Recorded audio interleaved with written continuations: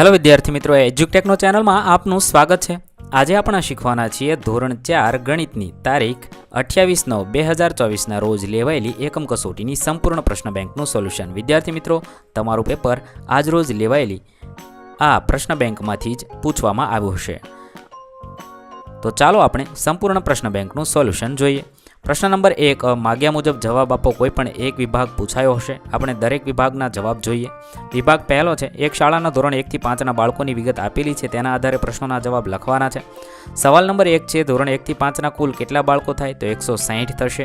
બીજું છે, જો તમામ બાળકોને 2 ચોકલેટ આપવી હોય તો કુલ કેટલી ચોકલેટ જોઈએ? જવાબ થશે 320 ચોકલેટ જોઈએ। ત્રીજું છે, ધોરણ 4ના બધા બાળકોની સરખે ભાગે 6 ટીમ બનાવી હોય તો દરેક ટીમમાં કેટલા બાળકો આવે? જવાબ થશે 7 બાળકો એક ટીમમાં આવે। સવાલ નંબર 4, ધોરણ 5ના બધા બાળકોને 3 પેન આપવાની હોય તો કુલ કેટલી પેન જોઈએ? જવાબ થશે 43 × 3 એટલે 129 પેન જોઈએ। બીજો વિભાગ છે, તેની અંદર પણ આપણે આપેલા કોષ્ટકને આધારે પ્રશ્નોના જવાબ લખવાના છે। સવાલ નંબર 1, જો મનન 1 ચા અને 1 સેન્ડવિચનો ઓર્ડર આપે તો કેટલા રૂપિયા ચૂકવવા પડે? જવાબ થશે 70 રૂપિયા ચૂકવવા પડે।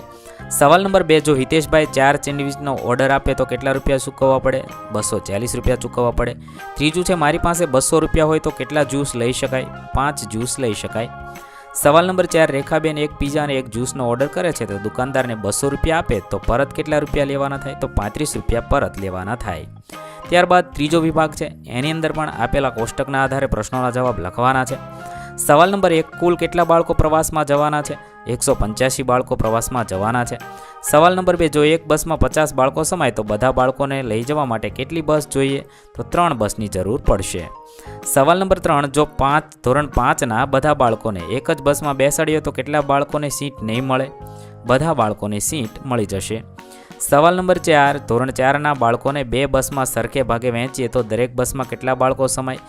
2 ભાગમાં વહેંચવામાં આવે તો દરેક બસમાં 15 બાળકો આવે। ત્યારબાદ ચોથો વિભાગ છે, તેની અંદર પણ આપેલા કોષ્ટકને આધારે આપણે પ્રશ્નોના જવાબ લખવાના છે। સવાલ નંબર 1, જો દીપક 1 દફતર અને 1 કંપાસ ખરીદે તો કેટલા રૂપિયા ચૂકવવાના થાય? તો 310 રૂપિયા ચૂકવવાના થાય। બીજું છે, 100 રૂપિયાની કેટલી પેન્સિલ આવે? 20 પેન્સિલ આવે। ત્રીજું છે, જો હું 5 નોટબુકની ખરીદી કરું મારે કેટલા રૂપિયા ચૂકવવાના થાય? તો 150 રૂપિયા ચૂકવવાના થાય। ચોથું, નિશાએ 3 પેનની ખરીદી કરીને તેને 100 રૂપિયા દુકાનદારને આપ્યા તો કેટલા રૂપિયા પરત મળશે? તો 70 રૂપિયા પરત મળે। હવે પાંચમો વિભાગ જોઈએ। એક સર્વેમાં શાળાના બાળકોની રમતની યાદી છે, તેના આધારે આપણે પ્રશ્નોના જવાબ લખવાના છે। સવાલ નંબર 1, કુલ કેટલા બાળકોએ સર્વેમાં ભાગ લીધો છે? 173 બાળકોએ। બીજું છે, જો ક્રિકેટની એક ટીમમાં 11 બાળકો હોય તો કુલ કેટલી ટીમ બનાવી શકાય? તો 15 ટીમ બનાવી શકાય અને 8 બાળક વધે। ત્રીજું છે, જો કબડ્ડીની એક ટીમમાં 7 બાળકો હોય એવી 4 ટીમ બનાવતા કેટલા બાળક વધે? તો 201 બાળકો વધે।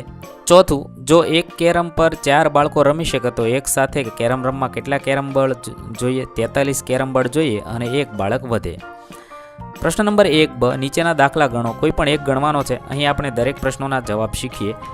એક દૂધના કેનમાં 1200 મિલી દૂધ ભરેલું છે। આ દૂધને 4 નાના વાસણમાં એક સરખી રીતે ભરવાનું છે તો દરેક વાસણમાં કેટલું દૂધ આવશે? તો ભાગાકાર કરીશું, જવાબ મળશે 300 મિલી દૂધ આવશે। સવાલ નંબર 2, એક બસ કલાકમાં 400 કિલોમીટર અંતર કાપે તો 4 કલાકમાં કેટલું અંતર કાપશે? 400 × 4 કરવાના એટલે જવાબ મળશે 1600 કિલોમીટર અંતર કાપે, તે આપણો જવાબ થશે।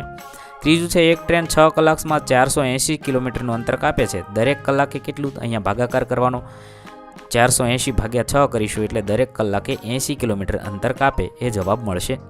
ચોથું છે, એક જગ્યામાં 1000 મિલીલીટર પાણી ભરેલ છે। આ પાણીને 4 જગમાં વહેંચવામાં આવે તો એ જગમાં કેટલું પાણી આવશે? તો 250 મિલી એક જગમાં સમાશે। આ રીતે ગણતરી કરી જવાબ લખી શકો છો। સવાલ નંબર 5, એક કાર 5 કલાકમાં 450 કિલોમીટરનું અંતર કાપે છે તો દરેક કલાકે કેટલું અંતર કાપે? 5 કલાકમાં 450 કાપે તો ભાગ્યા 5 કરીશું એટલે દરેક કલાકે 90 કિલોમીટરનું અંતર કાપશે। ત્યારબાદ પ્રશ્ન નંબર 2, નીચે આપેલ ઘડિયાળનો સાચો સમય લખવાનો છે। મેં અહીંયા દરેક ઘડિયાળનો સમય લખ્યો છે। પહેલીમાં 5 ને 50, બીજીમાં 1 ને 20, ત્રીજીમાં 7 ને 10, ચોથીમાં 9:30, પાંચમીમાં 12:30, છઠ્ઠીમાં 2 વાગ્યા છે, સાતમીમાં 12:15, આઠમીમાં 3:45, નવમીમાં 3:30 અને 10મીમાં 8:05 વાગ્યા છે। આ રીતે તમે લખી શકો છો। ત્યારબાદ બ છે, નીચે આપેલ સમય ઘડિયાળમાં સમય દર્શાવવાનો છે। અહીંયા મેં કાંટા દોર્યા છે। આ રીતે તમે કાંટા દોરી દરેક ઘડિયાળનો જવાબ લખી શકો છો। આ રીતે તમે જવાબ લખી કાંટા દોરશો। ત્યારબાદ પ્રશ્ન નંબર 3, નીચે આપેલ કોષ્ટક જુઓ અને પૂર્ણ કરવાનો છે. અહીંયા ઘડિયાળનો સમય 12 કલાકનો છે ને 24 કલાકનો છે. તો વિભાગ 1માં 6:30 AM તો 24 કલાકમાં 6:30 કહેવાય. 8 PM તો 20 કલાક કહેવાય. 11:15 PM તો 23 કલાક કહેવાય. 4 AM તો 4 કલાક કહેવાય. 7:15 PM તો 19:15 કલાક કહેવાય. બીજો વિભાગ છે તેની અંદર 8:30 PM તો 20:30 કલાક કહેવાય. 8 PM તો 20 કલાક. 10:05 PM તો 22 કલાક. 4 AM તો 4 કલાક. 3:10 AM તો 3:10 કલાક કહેવાય. આ રીતે જવાબ લખશો. ત્યારબાદ ત્રીજો વિભાગ છે એની અંદર 3:40 AM તો 3:40 કલાક. 8:30 PM તો 20:30 કલાક. 10:25 PM તો 22:25 કલાક. 1 PM તો 13 કલાક. 1:20 AM તો 1:20 કલાક થશે.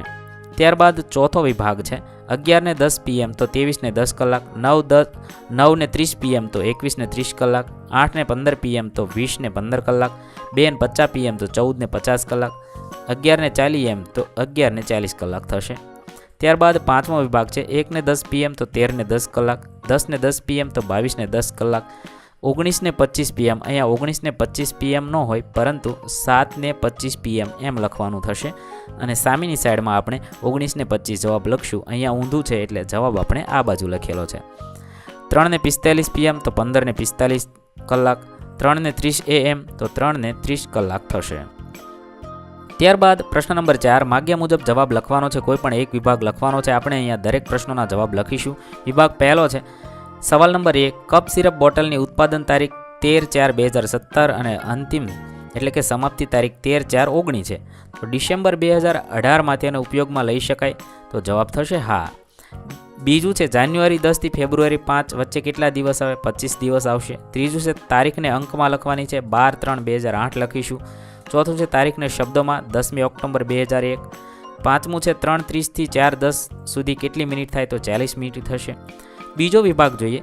પહેલું છે દવા બોટલની ઉત્પાદન તારીખ 20/5/2020, સમાપ્તિ તારીખ 20/5/2022 છે અને જાન્યુઆરી 2022માં ઉપયોગમાં લઈ શકાય. તો હા. બીજું છે માર્ચ 15 થી 29 એપ્રિલ વચ્ચે કેટલા દિવસ આવે? તો 14 દિવસ આવશે. અહીંયા છે 14 દિવસ લખેલું છે પરંતુ ત્યાં જવાબ આવશે 45 દિવસ આવશે. 45 દિવસ લખશો. ત્યારબાદ ત્રીજું છે તારીખને અંકમાં લખો 10/6/2012. ચોથું છે તારીખને શબ્દમાં લખો 15મી સપ્ટેમ્બર 2013. પાંચમું છે 4:30 PM થી 2:20 PMમાં કેટલી મિનિટ થાય? તો 50 મિનિટ થશે. ત્યારબાદ ત્રીજો વિભાગ છે એક ચોકલેટના પેકેટની ઉત્પાદન તારીખ 2/4/2021 ને સમાપ્તિ તારીખ 2/4/2022 છે. તો જૂન 2022માં ઉપયોગમાં લઈ શકાય? તો ના. બીજું છે જુલાઈ 12 થી ઓગસ્ટ 10 વચ્ચે કેટલા દિવસ આવશે? તો 28 દિવસ આવશે. ત્રીજું છે તારીખને અંકમાં લખવાની છે 14/7/2016. તારીખને શબ્દમાં 24મી નવેમ્બર 2023. પાંચમું છે 17/15 થી 8/5માં કેટલી મિનિટ થાય? તો 50 મિનિટ થશે. ચોથો વિભાગ પણ આ રીતે જવાબ લખીશું. પહેલું છે બિસ્કિટના પેકેટની ઉત્પાદન તારીખ 5/2/2015 ને સમાપ્તિ તારીખ 5/7/16 છે. તો જાન્યુઆરી 2015માં તેનો ઉપયોગમાં લઈ શકાય? તો ના. બીજું છે નવેમ્બર 25 થી ડિસેમ્બર 10 આપેલી વચ્ચે કેટલા દિવસ થાય? તો 14 દિવસ થશે. ત્રીજું છે તારીખને અંકમાં લખવાની છે 15મી સપ્ટેમ્બર 2022. અહીંયા છે અંકમાં લખવાની છે એટલે આપણે આ રીતે લઈશું 15/10/2022 આ રીતે લખીશું. ચોથું છે તારીખને શબ્દમાં લખવાની 13મી એપ્રિલ 2020. પાંચમું છે 9:20 થી 10:05 PM તો 45 મિનિટ થશે. ત્યારબાદ પાંચમો વિભાગ છે એક મીઠાઈના પેકેટની ઉત્પાદન તારીખ 10/7/2022 ને સમાપ્તિ તારીખ 10/10/2022 છે. તો ઓગસ્ટ 2022માં ઉપયોગમાં લઈ શકાય? તો હા. બીજું છે એપ્રિલ 15 થી મે 12 આપેલી તારીખ વચ્ચે કેટલા દિવસ આવશે? 36 દિવસ આવશે. ત્રીજું તારીખને અંકમાં લખવાની છે 26/7/2021 આ રીતે લખી શકાય. ચોથું તારીખને શબ્દમાં લખવાની છે 28મી ઓક્ટોબર 2009. પાંચમું 1/5 થી 2:20 તો 75 મિનિટ થશે. ત્યારબાદ પ્રશ્ન નંબર 5, નીચે આપેલ નકશાની વિગત પરથી પ્રશ્નના જવાબ લખવાના છે. અહીંયા નકશો આપેલો છે તે વાંચવાનો છે અને તેના આધારે પ્રશ્નોના જવાબ લખીએ. પહેલું ધોરણ 5 અને 3ની વચ્ચે કયું ધોરણ છે? તો ધોરણ 4 આવેલું છે. બીજું છે પ્રાર્થના સભાથી દૂર શું છે? આચાર્ય ઓફિસ કે સ્ટાફ રૂમ? તો સ્ટાફ રૂમ દૂર છે. ત્રીજું ગેટ 2 થી પ્રવેશ કરીએ તો વર્ગખંડ કઈ દિશામાં આવે? પૂર્વ દિશામાં આવશે. ચોથું રમતના મેદાનની નજીક શું છે? સ્પોર્ટ રૂમ કે પ્રાર્થના રૂમ? તો સ્પોર્ટ રૂમ. પાંચમું ધોરણ 2 ની બાજુમાં શું છે? સ્ટાફ રૂમ કે પ્રાર્થના રૂમ છે. ત્યારબાદ અહીંયા બીજો નકશો આપ્યો છે, તેના આધારે આપણે પ્રશ્નોના જવાબ લખવાના છે. નકશાના આધારે પ્રશ્નોના જવાબ લખીએ. પહેલું, શાળાના બાળકો મનોજભાઈની દુકાને જવા કઈ દિશામાં જશે? તો દક્ષિણ દિશામાં. બીજું, બગીચો અને શાળાની વચ્ચે શું આવેલું છે? આંગણવાડી. ત્રીજું, પંચાયત ઓફિસથી મંદિર તરફ જવા કઈ દિશામાં જવું પડશે? ઉત્તર દિશામાં. ચોથું, બસ સ્ટેશનની દક્ષિણ દિશામાં શું આવેલું છે? આંગણવાડી કે તળાવ? તો તળાવ. પાંચમું, મંદિર એ શાળાની કઈ દિશામાં છે? પશ્ચિમ દિશામાં આવેલું છે. ત્યારબાદ ત્રીજો નકશો આપેલો છે, એ નકશો જોવાનો છે, વાંચવાનો છે, સમજવાનો છે, તેના આધારે પ્રશ્નોના જવાબ લખવાના છે. તારા ઘરેથી બેંક સુધી પહોંચ, ત્યાંથી જમણી બાજુએ વળીને નદી પરના પુલ પરથી પસાર થઈ ડાબી બાજુએ બગીચા પાસે આવી જા, ત્યાંથી જમણી બાજુએ ચાલીને 3 રસ્તાથી જમણી બાજુએ ચાલીને આગળ ડાબી બાજુએ મારું ઘર દેખાશે. આ રીતે તમે ખાલી જગ્યા લખી શકો છો. ત્યારબાદ બીજો નકશો આપેલો છે, એ નકશો જોવાનો છે, વાંચવાનો છે, સમજવાનો છે, તેના આધારે પ્રશ્નોના જવાબ જોઈએ. પહેલું, દૂધ પાર્લર પાસે કયો ગેટ છે? તો ગેટ બી. બીજું, ગેટ ડી થી પ્રવેશ કરો તો ડાબી બાજુએ શું આવ્યું છે? રમવાનું મેદાન. 3, ગેટ એ ની સામે કયો ગેટ છે? Gate C. ચોથું, મિહિરના ઘર અને શાક માર્કેટની વચ્ચે કયો ગેટ છે? Gate D. પાંચમું, બગીચામાં પ્રવેશ કરવો હોય તો કયો ગેટ નજીક પડે? સી કે ડી? તો ગેટ સી નજીક પડશે. ત્યારબાદ પાંચમો નકશો આપેલો છે, નકશો જોવાનો છે, વાંચવાનો છે, સમજવાનો છે, તેના આધારે પ્રશ્નોના જવાબ લખવાના છે. પહેલું, ગેટ એ થી નજીક શું છે? પ્રાર્થના ખંડ. બીજું, ધોરણ 1 અને ધોરણ 5 ની વચ્ચે શું છે? ધોરણ 3. ધોરણ 5 થી ઉત્તર દિશા તરફ કયું ધોરણ છે? ધોરણ 3.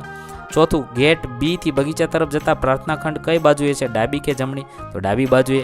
5, ખોખોના મેદાન અને બગીચા વચ્ચે કયું મેદાન છે? ક્રિકેટનું મેદાન આપેલું છે. વિદ્યાર્થી મિત્રો, આ રીતે આપણે ધોરણ 4ની એકમ કસોટી પૂર્ણ કરીશું. ધોરણ 4ની બધી જ એકમ કસોટીના વિડીયોઝ આપણી ચેનલ પર ઉપલબ્ધ છે, જે તમે એકમ કસોટી નામના પ્લેલિસ્ટમાંથી મેળવી શકો છો. થેન્ક યુ દોસ્તો. એજ્યુકટેકનો ચેનલ તરફથી વિડીયો નિહાળવા બદલ આપનો આભાર. આવા બીજા વિડીયોઝ નિહાળવા માટે અમારી યુટ્યુબ ચેનલ એજ્યુકટેકનો અત્યારે જ સબસ્ક્રાઇબ કરો. આભાર દોસ્તો.